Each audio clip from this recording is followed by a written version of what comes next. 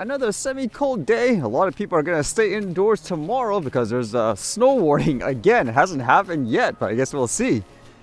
And with that in mind, what did I read today? What's going on, I guess, in the US with all these aviation disasters, as this news was everywhere, even here.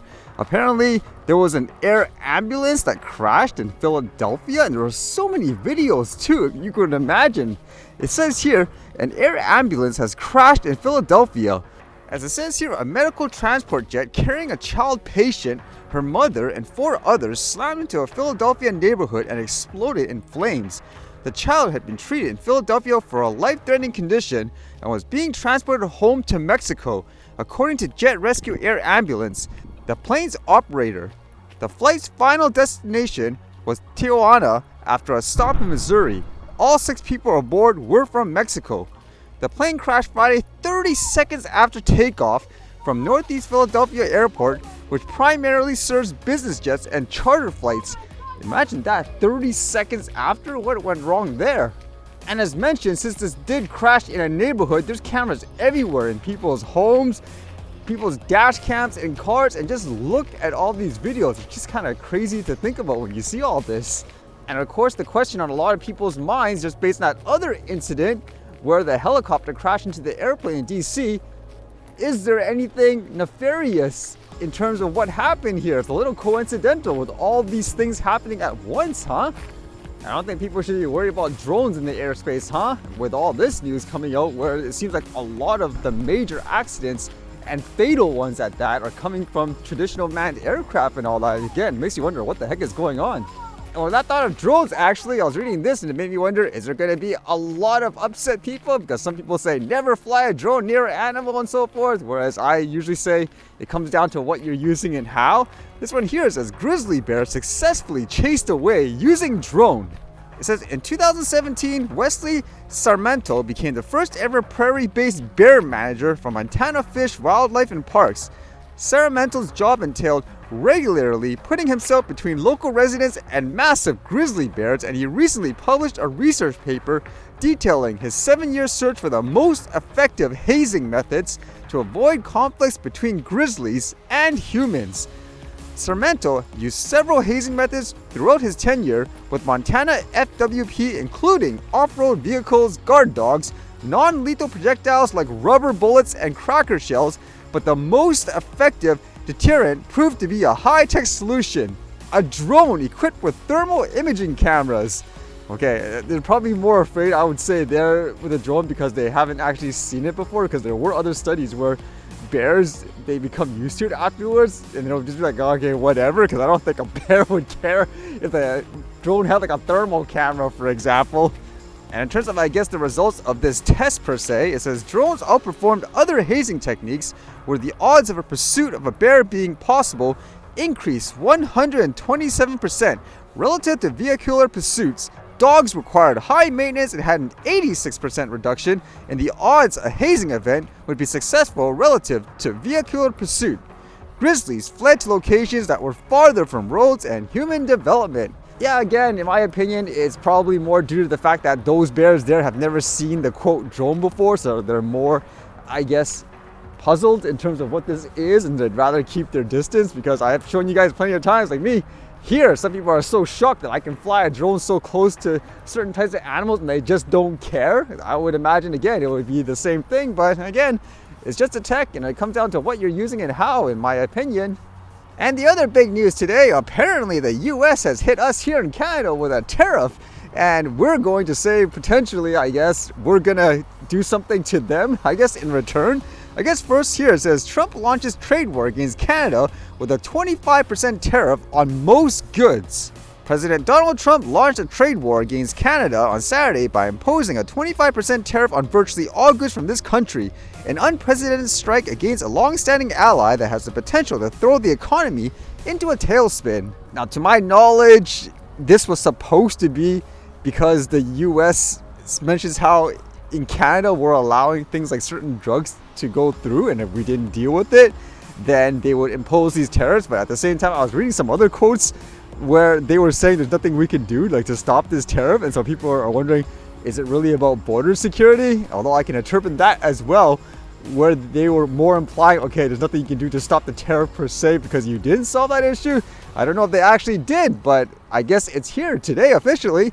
And with that, again, it sounds like we're going to do something about it potentially. It says, Canada poised to fight back against Trump tariffs, rethink U.S. reliance.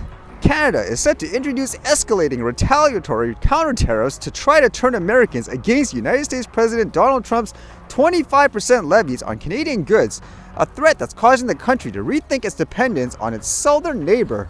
What would that mean? Who knows? Like they say it's tariffs, but I've read some other articles here anyways that were spreading. They were saying they're going to potentially cut off various, I guess, energy supply, and it's supposed to be like what, the Super Bowl time during the US, and they said, oh, if they do it during that time, that will send a message. That's what they're saying anyways. I know for me anyways, I'm in that position of saying, okay, I don't know 100% what is going on overall. I guess my general thought in terms of why, let's just say, a US president would do that with this type of stipulation, I think, in my opinion, it's more about negotiation, like in a business sense. That's what I would think anyways, because I know I heard some people argue doesn't make any sense in terms of putting the tariffs because it's just going to make the stuff more expensive there, like it's going to be the people that are paying for it. But if I'm not mistaken, they had this US first, I guess, mentality, so I could see a business person thinking where if they use the tariffs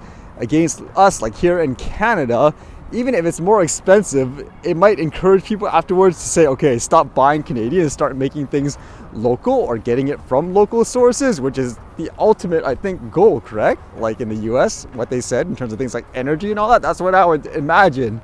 I guess for myself, it's just a wait and see, because funny enough, it just sounds like a lot of people are unaware of where their stuff comes from. Like there was one argument like with this talk about, okay, Canadians stop using US stuff, US stop using Canadian stuff.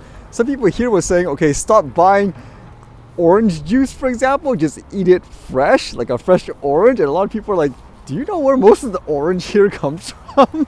Like Florida, for example. But yeah, most people are just completely ignorant in terms of where stuff comes from, I guess.